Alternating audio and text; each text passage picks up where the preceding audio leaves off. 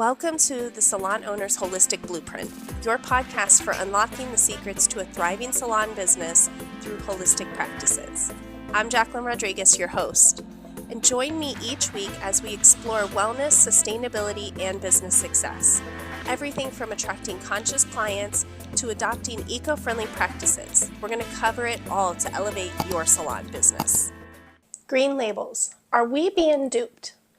Welcome back to another episode of the Salon Owners Holistic Blueprint. And today we're going to be diving into a topic that is so important, especially in the modern world, greenwashing. It is not just about awareness, it's about reclaiming our power as conscious consumers and pushing for a truly sustainable future.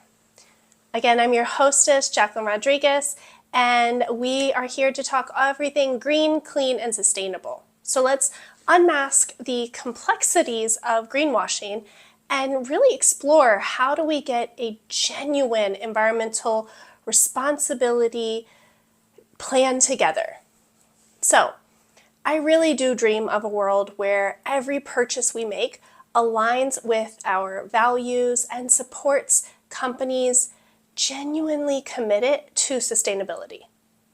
That sounds super amazing and promising, but the reality is right now we are being bombarded with tons of brands making eco-friendly and non-toxic claims.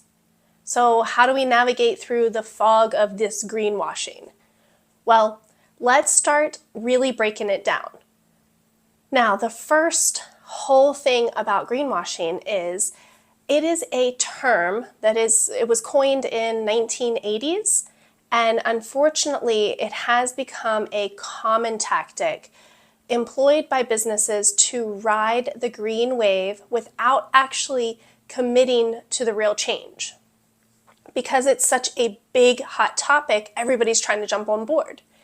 And it is a dance using vague language, irrelevant claims, false labels, and a lack of transparency to present this whole facade that they care about environment and our health.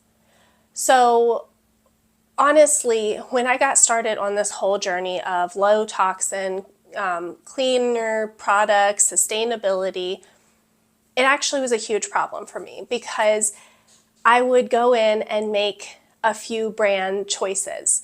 I'd take a few steps forward, and then later I'd find out that that brand was not everything they claimed to be. And it really started to wear on me. I wasn't sure if this was even the right approach for me because I got so emotionally invested. And there was a time where I thought, you know what, maybe I just need to take a step back and not do this anymore. But once you start changing these things and you know about them, it is really hard to unlearn it. And there was just no way I could stop completely. So then what I had to do was really find a balance. And I had to give myself some grace. As long as I was making small changes, then I was going to be okay with whether I found out that they weren't as good as I thought or that they had changed. Then I just took that knowledge, knew about it, and the next time I went to go order something, I just did a little more research. And I started to find companies that were just as committed as I was. And they wanted to create something better for the environment and for humans.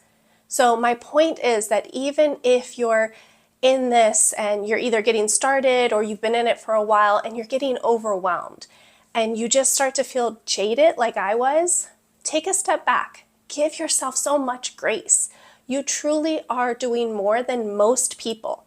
And just by being aware that there's other options out there and taking a few small steps, it does have a huge compound effect. Being clean and sustainable is not about being perfect. It's about taking small steps, and the more people who take those steps, the greater impact that we actually have. That's why I started teaching and coaching other salon owners. Not for you to be perfect, not for me to be perfect, I'm not, or to switch everything overnight. But if 1,000 salon owners or more, or 2,000 or 5,000 make small changes, then that's going to have a way bigger impact on the environment. And it's also going to allow us to have a larger voice to start demanding lasting change with these bigger companies and the regulations and rules. So when we band together, we don't feel like we're alone. And that really is the first step because it can feel very lonely. So how do we recognize greenwashing amidst the chaos of advertising? It really is all about reading between the lines. Being wary of phrases like eco-friendly, natural, green, without substantial evidence to back it up. Don't get sidetracked by irrelevant claims. Dig deeper and uncover the bigger picture. False labels and lack of transparency should be red flags that encourage us to pause and investigate. So the Environmental Investigation Agency, the EIA, found that 40% of beauty brands make misleading claims. The fact is the industry is set up as a marketing game. Companies spend billions of dollars on advertisement and marketing. The Good Housekeeping article found that many beauty brands are using greenwashing to make their products seem more sustainable than they really are. And some common tactics include using recycled packaging, donating to environmental charities, using sustainable ingredients, and labeling products as cruelty-free or vegan. So in a world where true sustainability is needed more than ever, it's essential to encourage authenticity and hold businesses accountable. But how do we separate the genuine eco-warriors from the greenwashers? The answers really do lie in our own hands. The biggest thing is, as a conscious consumer, salon owner, human, whatever you're in, research becomes your compass. Invest the time in understanding the companies behind the products you buy, seeking transparency about their practices, certifications, and environmental impact. Research their website, articles that may be written about them, look at their ingredients, look at their vision and mission statements. If a company is truly looking to make a change, they're going to have it everywhere. And if you can't find it anywhere on their website, don't hesitate to call them. Ask for clarification and a full ingredient list. Ask them what they're doing behind the scenes to truly help with sustainability. And you're going to be able to tell whether they are truly being transparent with their claims or they're going to give you some fluffy terms and then try to get you off the phone immediately. That's exactly what happened to me. And that's when I knew that company was not being transparent. And that was a huge red flag, and I would just move on. You know, you can always go back and revisit that company, but at that moment, I would say just move on, right? The other thing to look for is evaluating packaging. A genuine eco-friendly product will also have some environmental friendly packaging. Look for minimal packaging, recyclable materials, or refill options. These are all things that people start to care about. And it doesn't mean that they're bad if they don't have that, but typically they'll have a plan to start putting that into place. So also look for renewable energy, water conservation, waste reduction. Companies that are genuinely eco-friendly will also incorporate sustainability into all aspects of their operation. That's the holistic viewpoint, right? Also, a big thing is start supporting local. Local products have a lower carbon footprint due to reduced transportation emissions. Plus, supporting local businesses can help you boost your local economy and create these beautiful relationships, especially if they're so aligned with your business. So, you also want to look at certifications. It's not just a label. They really are beacons of truth. When you're looking for legitimate certifications, look for fair trade, Rainforest Alliance, Certified Organic, B Corp is great, and there are so many more, like we'll have to do a whole segment on that. They do have rigorous standards, and they have to actually start backing up their claims. But be skeptical of claims that are not backed up by this evidence. Our voices hold immense power. When we demand transparency, companies will listen. Let's challenge the status quo by seeking verifiable information about a product's environmental impact. And our questions can spark change, inspire companies to be more honest with their own practices. The next thing is a call to action and balancing transparency. The journey towards genuine sustainability does not rest solely on our shoulders. It's a collective endeavor.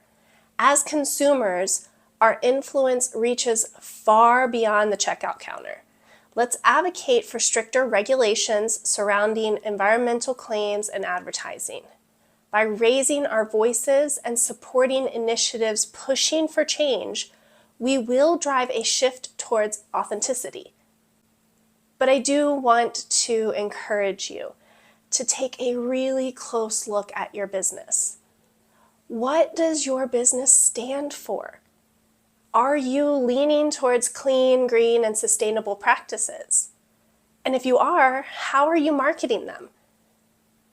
Are you being truly transparent with where you are? In the Holistic Salon Academy, we dive way deeper into this, especially with creating vision and mission around your salon, and then learning how to communicate that vision and mission to your ideal clients and your ideal teammates. But a part of that is being super transparent. I know that I have a lot of things that we are doing in our business, and we have this need to feel like it's got to be perfect before we, put it out there. It's got to be all lined up, and then we talk to our clients or staff about it. But the fact is, on this journey, it really is a journey. There's no final destination. So there's not going to be a perfect scenario because it's ever changing. The best thing that you can do is be transparent about where you're at in your sustainable journey. Talk to your clients about it. They feel super connected to you, and they will feel confident about the things that you've done. Do the research. Allow them to see what you have fully implemented, and be transparent about the things that you haven't even started yet. Maybe it's just not right timing, it's not feasible. Maybe you've put a few things into your 1 year, 2 year, maybe 5 year plan. The biggest thing that we can do is not be perfect, take small actionable steps, and then share that, because you will inspire someone to take one tiny little step in their home, with their family. It just makes such a big ripple effect. So remember that greenwashing, it is prevalent, and we also get to make informed decisions. Don't allow the marketing strategies to wash over you. Find the truth, embrace authenticity, and support businesses that genuinely champion sustainability. This journey is more than about, just purchasing products. It's about shaping a future where choices we make align with values and make bigger impact. So let's reclaim our role as conscious consumers, demand transparency, and foster a true green revolution. I'm Jacqueline Rodriguez, and I really do want to help you unmask the greenwashing and empower a brighter, greener tomorrow. So until the next one, follow, subscribe, keep letting me know in the comments what you want to hear. What other episodes are you dying to learn when it comes to green, clean, and sustainable beauty? Thank you for tuning in to the Salon Owners Holistic Blueprint. If you enjoyed today's episode, be sure to follow and subscribe. Until next time, stay inspired, stay passionate, and keep thriving in the world of holistic beauty.